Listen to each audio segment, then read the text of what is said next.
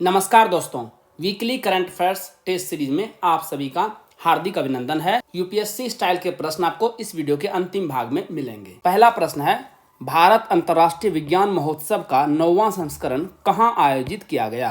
Where was the 9th edition of India International Science Festival held? The right answer is option number D, Faridabad. India International Science Festival 2023 का आयोजन हरियाणा फरीदाबाद में किया गया। इसका समापन राज्य के मुख्यमंत्री मनोहर लाल खट्टर की उपस्थिति में किया गया। इस अवसर पर मुख्यमंत्री ने फरीदाबाद में 50 एकड़ में फैले एक अत्याधुनिक विज्ञान शहर के विकास के लिए राज्य सरकार की योजनाओं की भी घोषणा की। महतारी वंदना योजना को किस राज्य सरकार द्वारा शुरू किया गया है? Mahtari Vandana Yojana has been started by which state government? The right answer is option number B, Chhattisgarh. इसके तहत महिलाओं को हर महीने 1,000 रुपये, कुल 12,000 रुपये वार्षिक वित्तीय सहायता विवाहित महिलाओं को प्रदान किया जाएगा। इस योजना का लाभ उठाने के लिए आवेदक को छत्तीसगढ़ का निवासी होना जरूरी है। यह योजना मध्य प्रदेश सरकार की लाडली बहना योजना से प्रेरित मानी जा रही है। शांति के लिए एशियाई बौद्ध सम्मेलन ABCP की 12वीं महासभा का आयोजन कहाँ किया गया? Where was the 12th General Assembly of the Asian Buddhist Conference for Peace ABCP held? The right answer is option number D, नई दिल्ली। उपराष्ट्रपति जगदीप धनखड़ ने शांति के लिए एशियाई बौद्ध सम्मेलन की 12वीं महासभा का उद्घाटन नई दिल्ली में किया। गोम्बो जोग के अनुरोध पर साल 1969 में इसकी शुरुआत की गई थी। ग्लोबल फायर पावर रैंकिंग 2024 में दुनिया की सबसे शक्तिशाली सेनाओं में भारत की रैंक क्या है? What is India's rank among the world's most powerful armies in the global firepower rankings 2024? The right answer is option number B, चौथे स्थान पर। दुनिया की सबसे ताकतवर सेनाओं में अमेरिका पहले स्थान पर, रूस दूसरे स्थान पर और चीन तीसरे स्थान पर है। इस रैंकिंग में भारत को चौथा स्थान दिया गया है। इस रैंकिंग में दुनिया के 145 देशों को शामिल किया गया है। पड़ोसी देश पाकिस्तान 9वें स्थान पर है। इस रैंकिंग में सैन्य क्षमता का आकलन करने वाले 60 फैक्टर्स को शामिल किया गया है। द्विपक्षीय श्रृंखला के लिए ICC द्वारा नियुक्त पहली निष्पक्ष महिला अंपायर कौन बनी है? Who is the first ICC appointed female neutral umpire for a bilateral series? The right answer is option number A, Sue Redfern. Sue Redfern Australia और दक्षिण अफ्रीका के बीच आगामी महिला T20 अंतर्राष्ट्रीय के दौरान द्विपक्षीय श्रृंखला में अंपायरिंग करने वाली ICC द्वारा नियुक्त पहली महिला तटस्थ अंपायर बन जाएंगी। अंतर्राष्ट्रीय क्रिकेट परिषद ICC ने द्विपक्षीय श्रृंखला के लिए पहली महिला तटस्थ अंपायर के रूप में सू रेडफर्न को चुना है। रेडफर्न ने इंग्लैंड के लिए खेला है और कई विश्व कप में अंपायरिंग करने का अनुभव भी इन्हें है। विश्व आर्थिक मंच द्वारा भारत के किस राज्य में स्वास्थ्य देखभाल और जीवन विज्ञान पर आधारित केंद्र स्थापित करने की घोषणा की गई है? In which state of India has the World Economic Forum announced the establishment of a center based on healthcare and life sciences? The right answer is option number B, Telangana. Switzerland के दावोस में forum की वार्षिक बैठक में तेलंगाना सरकार और world economic forum के बीच एक सहयोग समझौते पर हस्ताक्षर किए गए। WEF ने स्वास्थ्य देखभाल और जीवन विज्ञान पर केंद्रित चौथी औद्योगिक क्रांति के लिए अपना एक केंद्र हैदराबाद तेलंगाना में स्थापित करेगी। यह एक स्वायत्त गैर लाभकारी संगठन होगा और भारत में विश्व आर्थिक मंच का एकमात्र संगठन होगा। यदि आप 70वीं BPSC परीक्षा के करंट अफेयर्स का PDF प्राप्त करना चाहते हैं तो इसके बारे में जानकारी यहाँ दी जा रही है। लेकिन आइए इससे पहले जानते हैं कि एमपीएन अकेडमी ऐप ही क्यों? क्योंकि दोस्तों हमने करके दिखाया है। 2020 से लेकर के 2022 तक सिर्फ करंट अफेयर्स का PDF कोर्स ही एमपीएन अकेडमी ऐप पर उपलब्ध था, जिसमें हर एग्जाम में लगभग 30 प्रश्न टैली हुए हैं। आप वीडियो पॉज करके देख सकते हैं सभी एग्जाम्स की डिटेल। 68वीं और 69वीं BPSC के लिए जो कि 2023 में आयोजित किया गया था, diamond static GK test series भी प्रोवाइड किया गया करंट अफेयर्स के अलावा। और 30 से बढ़ करके ये टैली चला गया है 45।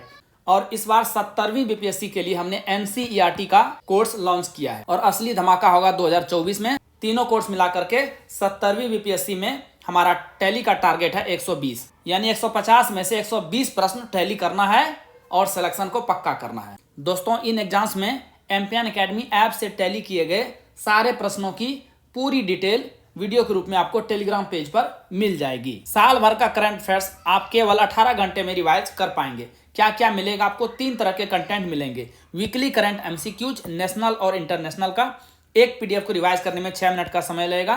कुल 50 पीडीएफ के लगभग आपको साल भर में प्रोवाइड किया जाएगा, तो 5 घंटे में इसे आप रिवाइज कर पाएंगे। मंथली करंट अफेयर्स के शॉर्ट नोट्स नेशनल और इंटरनेशनल के 12 पीडीएफ मिलेंगे, हर एक महीने का एक पीडीएफ।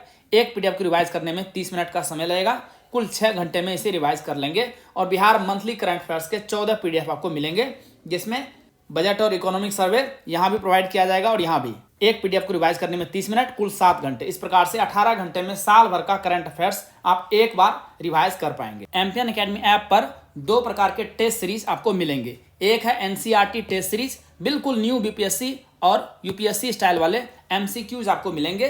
टोटल 36 सेट मिलेगा आपको, क्लास वाइज और सब्जेक्ट वाइज, और एक टेस्ट में प्रश्नों की संख्या रहेगी 100। दूसरा टेस्ट है diamond static GK test series, whole syllabus का टेस्ट आपको मिलेगा।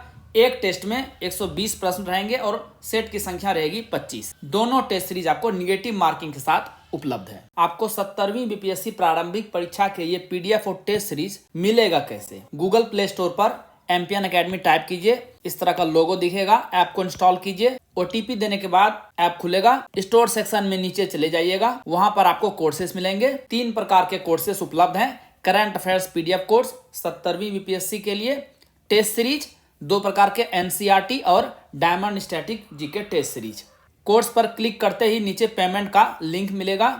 बहुत ही मामूली शुल्क के साथ ये टेस्ट सीरीज और करंट अफेयर्स के पीडीएफ आपको प्रोवाइड किए जा रहे हैं। पेमेंट करते ही कंटेंट सेक्शन में आपको सारे स्टडी मटेरियल्स उपलब्ध करा दिए जाएंगे। कुवैत के किस नए अमीर के तहत पहली सरकार का गठन किया गया है? The first government has been formed under which new emir of Kuwait? The right answer is option number D, Sheikh Mishal Al Ahmad Al Jaber Al सबा। 16 दिसंबर को कुवैत के शासक अमीर शेख नवाब अल अहमद अल सबा का 86 साल की उम्र में निधन हो गया था। कुवैत ने प्रधानमंत्री शेख मिसाल अल अहमद अल जबर अल सबा के नेतृत्व में सरकार बनाई है, जो अपने पिछले शासक की मृत्यु के बाद देश की पहली कैबिनेट थी। भारत की पहली सौर ऊर्जा से चलने वाली नाव का संचालन किस नदी में किए जाने की घोषणा की गई है? India's first solar powered boat has been announced to be operated in which river? The right answer is option number A, Saryu. Bharat में पहली बार उत्तर प्रदेश के अयोध्या स्थित सरयू नदी में सौर ऊर्जा से चलने वाली नाव का संचालन किया जाएगा। इस नाव सेवा के संचालन की रूपरेखा उत्तर प्रदेश नवीन एवं नवीकरणीय ऊर्जा एजेंसी उपनेडा द्वारा तैयार की गई है। भारत और किस देश के बीच पहला द्विपक्षीय समुद्री अभ्यास अयुत्या का आयोजन किया गया? The first bilateral maritime exercise Ayutthaya was organised between India and which country? The right answer is option number A, Thailand. Bharat और थाईलैंड के बीच पहले द्विपक्षीय अभ्यास को अभ्यास अयुत्या नाम दिया गया है, जिसका शाब्दिक अर्थ है अजेय या अपराजेय, और यह ऐतिहासिक विरासत, समृद्ध सांस्कृतिक संबंध तथा कई शताब्दियों से चली आ रही साझा ऐतिहासिक कथाओं को साझा करने वाले 2 सबसे पुराने शहरों भारत के अयोध्या और थाईलैंड के ऐतिहासिक नगर अयुत्या के महत्व का प्रतीक है। इस नौसेना एक्सरसाइज में स्वदेश निर्मित भारतीय नौसेना के जहाज कुलिस और IAN LCU 56 ने भाग लिया। सर्वश्रेष्ठ फीफा पुरुष खिलाड़ी 2023 पुरस्कार से किसे सम्मानित किया गया है? Who has been awarded the best FIFA men's player 2023 award? The right answer is option number A, Lionel Messi.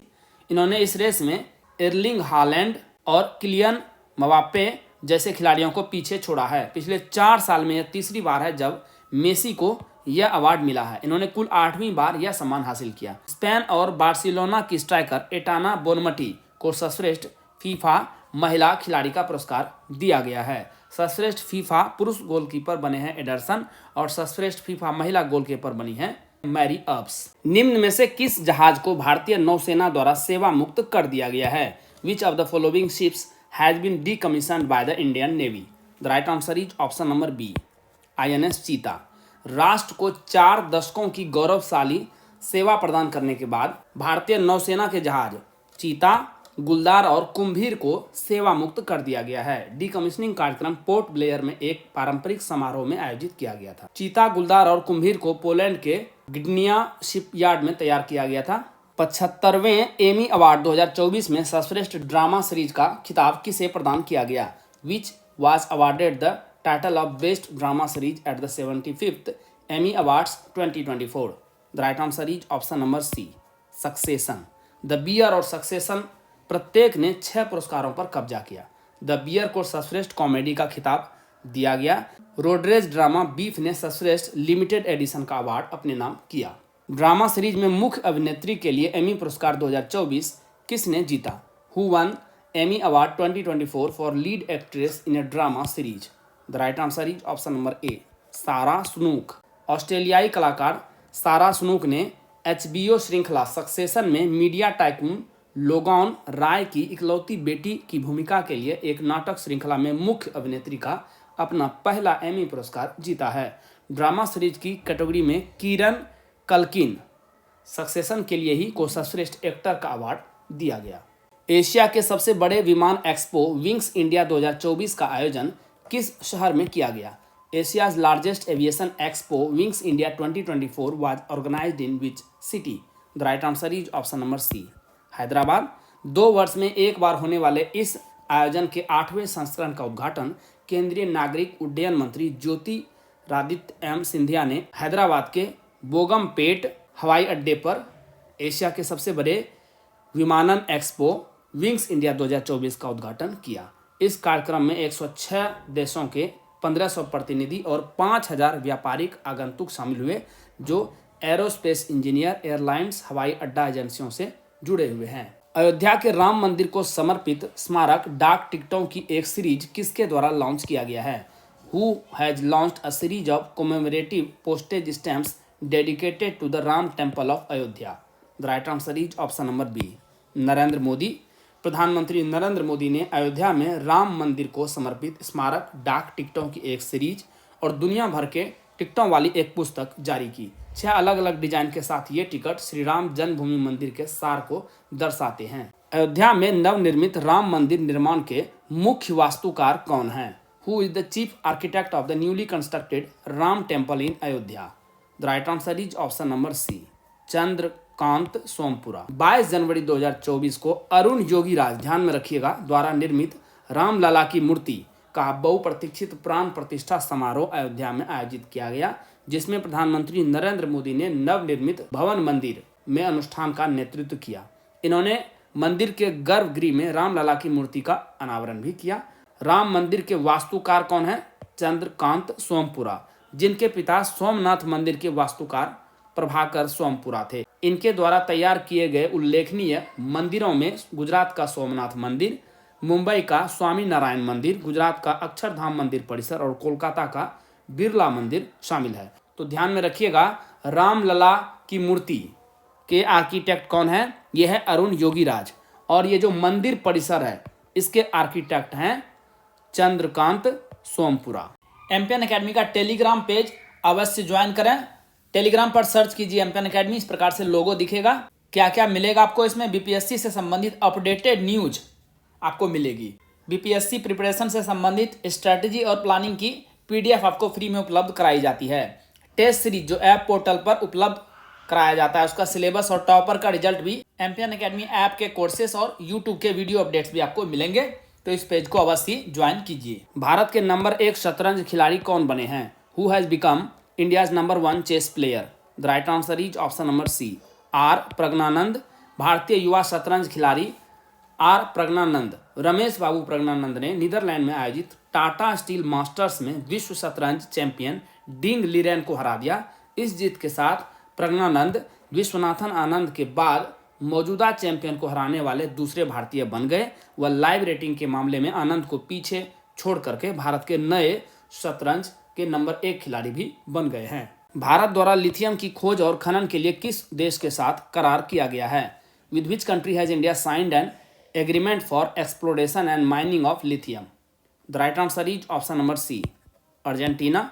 समझौते पर खनिज विदेश इंडिया लिमिटेड काबिल और कैटामार्का प्रांत अर्जेंटीना के राज्य के स्वामित्व वाले उद्यम कैटामार्का मिनेरा वाई एनर्जेटिका सोसिएडेड डेल स्टाडो के बीच हस्ताक्षर किए गए। चिली और बोलाविया के बाद अर्जेंटीना के पास दुनिया के आधे से अधिक लिथियम भंडार हैं। लिथियम का सबसे महत्वपूर्ण उपयोग है मोबाइल फोन, लैपटॉप, डिजिटल कैमरे और इलेक्ट्रॉनिक वाहनों के लिए रिचार्जेबल बैटरी में होता है। खोडलधाम ट्रस्ट कैंसर अस्पताल की आधारशिला किस राज्य में रखी गई है? In which state has the foundation stone of Khodaldham trust cancer hospital been laid? The right answer is option number A, Gujarat.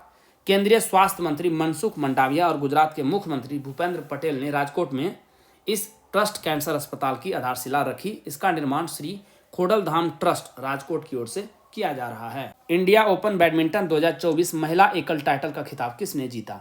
Who one the Indian open badminton 2024 women's singles title? The right answer is option number D, ताई चू Ying.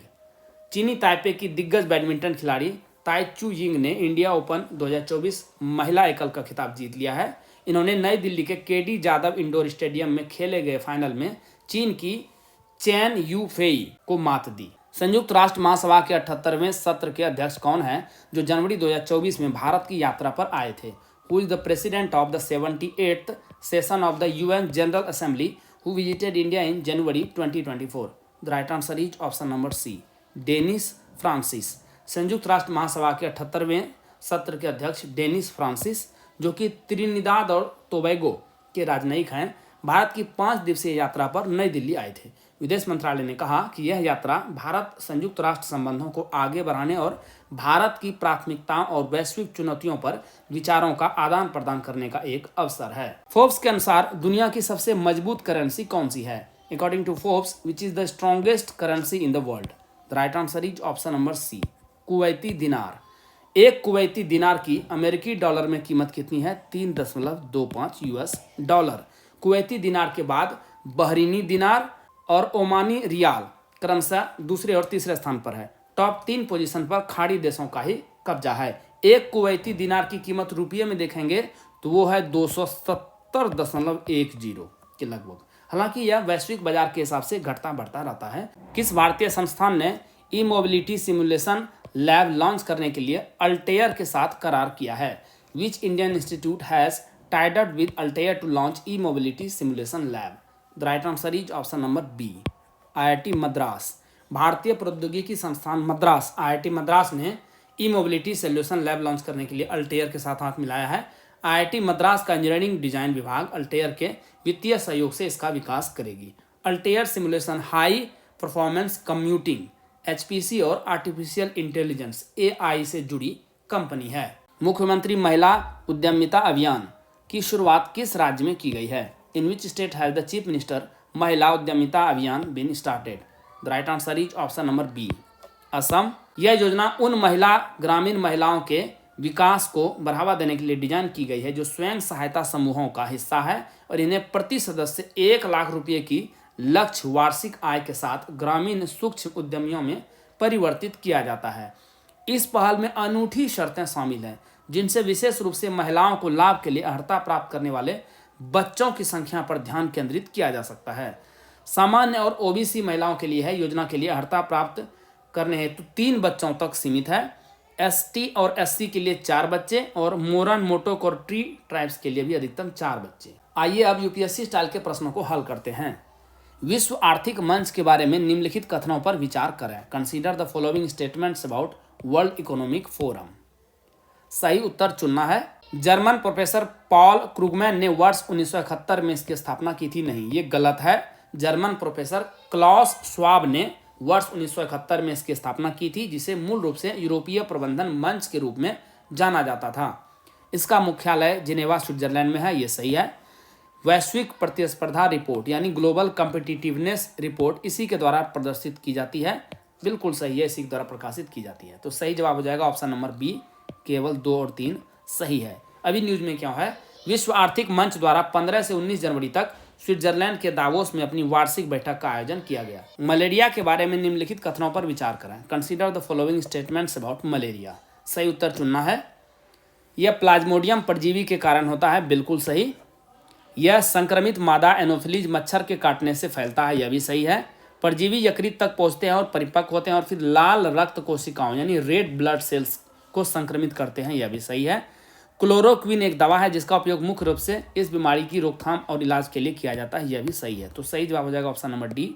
1, 2, 3 और 4 सभी सही हैं। News में भी क्यों है, WHO ने केप वर्ड को मलेरिया मुक्त देश घोषित किया है।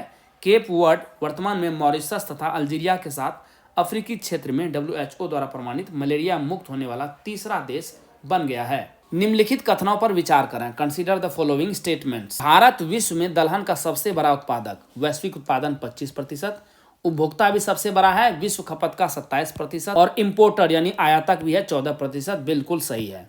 भारत में चना सबसे प्रमुख दलहन है जिसकी कुल उत्पादन में हिस्सेदारी है 40%, यह भी सही है। मध्य प्रदेश, महाराष्ट्र, राजस्थान, उत्तर प्रदेश और कर्नाटक शीर्ष 5 दलहन उत्पादक राज्य है, यह भी सही है। तो सही जवाब हो जाएगा ऑप्शन नंबर डी। 1, 2 और 3 तीनों सही है। न्यूज में भी क्यों है, उपभोक्ता मामलों के मंत्रालय के अनुसार अधिक क्षेत्रफल के कारण भारत वर्ष 2023-24 फसल वर्ष के दौरान मसूर यानी लेंटिल का विश्व का सबसे बड़ा उत्पादक बनने के लिए तैयार है। अधिक क्षेत्रफल के कारण 2023-24 रबी सीजन में देश का मसूर उत्पादन 1.6 मिलियन टन के सर्वकालिक उच्च स्तर तक पहुंचने का अनुमान है। आधिकारिक आंकड़ों के अनुसार फसल वर्ष 2022-23 में देश का मसूर उत्पादन रहा 1.56 मीट्रिक टन। आदि शंकराचार्य के बारे में निम्नलिखित कथनों पर विचार करें। Consider the following statements about आदि शंकराचार्य। सही उत्तर चुनना है। ये 8वीं सदी के भारतीय दार्शनिक और धर्मशास्त्री थे, सही है। इनका जन्म केरल के कलाडी गांव में हुआ था, यह भी सही है। इन्हें समर्पित 108 फीट की statue of oneness Madhya Pradesh के खंडवा जिले में माधानता पर्वत पर स्थित है, यह भी सही है। तो सही जवाब हो जाएगा ऑप्शन नंबर डी। 1, 2 और 3। इन्होंने अद्वैत वेदांत को ठोस आधार प्रदान किया। भगवत गीता, उपनिषदों और वेदांत सूत्रों पर लिखी गई इनकी टीकाएं बहुत प्रसिद्ध हैं। शंकराचार्य, जो कि शंकर के मार्ग के शिक्षक हैं, एक धार्मिक उपाधि है जिसका उपयोग 4 प्रमुख मठों या पीठों के प्रमुखों द्वारा किया जाता है। इन्हें आदि शंकराचार्य लगभग 8वीं शताब्दी द्वारा स्थापित किया गया था। ये 4 मठ हैं, द्वारका गुजरात, जोशी मठ उत्तराखंड, पुरी उड़ीसा और श्रृंगेरी कर्नाटक। अभी न्यूज में क्यों है, 4 में से 2 शंकराचार्य स्वामी अभिमुक्तेश्वरानंद सरस्वती और स्वामी निश्चलानंद सरस्वती ने राम मंदिर उद्घाटन में शामिल होने से इनकार किया है। संयुक्त विशेष बल अभ्यास साइक्लोन के बारे में निम्नलिखित कथनों पर विचार करें। Consider the following statements about joint special forces exercise cyclone. गलत उत्तर चुनना है, ध्यान में रखिएगा। यह भारत और इंडोनेशिया के बीच एक संयुक्त अभ्यास है, गलत है। यह भारत और मिस्र के बीच आयोजित किया जाता है। इसका पहला संस्करण वर्ष 2023 में भारत में आयोजित किया गया था, बिल्कुल सही है। इसका दूसरा संस्करण 2024 में इंडोनेशिया में आयोजित किया गया, नहीं, मिस्र में आयोजित किया गया, अनसास में। तो सही जवाब हो जाएगा ऑप्शन नंबर ए। केवल 1 और 3 गलत है। दोस्तों, जैसा कि बताया गया है, इस वीडियो लेक्चर का PDF आपको हिंदी और इंग्लिश दोनों भाषाओं में अलग अलग फुल डिस्क्रिप्शन के साथ एम्पियन अकेडमी ऐप पर प्राप्त होगा। दोस्तों, इन PDF के सारे आप इस वीडियो लेक्चर को आसानी से 5 से 6 मिनट में रिवाइज कर पाएंगे, जिससे आपका बहुत सारा समय बचेगा, जिसे आप स्टैटिक पोर्शन पर खर्च कर सकते हैं और अपने टाइम को बेटर मैनेज कर सकते हैं। दोस्तों, एम्पियन अकेडमी ऐप का लिंक आपको इस वीडियो के डिस्क्रिप्शन बॉक्स और पिन कमेंट सेक्शन में प्रोवाइड करा दिया जा रहा है। अंतिम प्रश्न को हल करते हैं। विशेष बल अभ्यास खंजर के बारे में निम्नलिखित कथनों पर विचार कीजिए। Consider the following statements regarding special forces exercise खंजर। सही उत्तर चुनना है। यह भारत और किर्गिस्तान के बीच एक संयुक्त अभ्यास है, बिल्कुल सही। 11वां संयुक्त विशेष बल अभ्यास 2024 मेघालय में आयोजित किया गया, नहीं। 11वां संयुक्त विशेष बल अभ्यास खंजर हिमाचल प्रदेश के बकलो स्थित विशेष बल प्रशिक्षण स्कूल में 22 जनवरी से 3 फरवरी तक आयोजित किया गया। यह अभ्यास अंतर्राष्ट्रीय आतंकवाद तथा चरमपंथ की साझी समस्याओं का समाधान करने हेतु आयोजित किया गया है, बिल्कुल सही है। तो सही जवाब हो जाएगा ऑप्शन नंबर सी। केवल 1 और 3 सही है। दोस्तों, इसी के साथ साप्ताहिक करंट अफेयर्स टेस्ट सीरीज के इस संस्करण को समाप्त करने की आपसे इजाजत चाहूंगा। वीडियो देखने के लिए बहुत बहुत धन्यवाद। Thank you very much. जल्द ही मिलते हैं अगले वीडियो में। All the best for your exam preparation.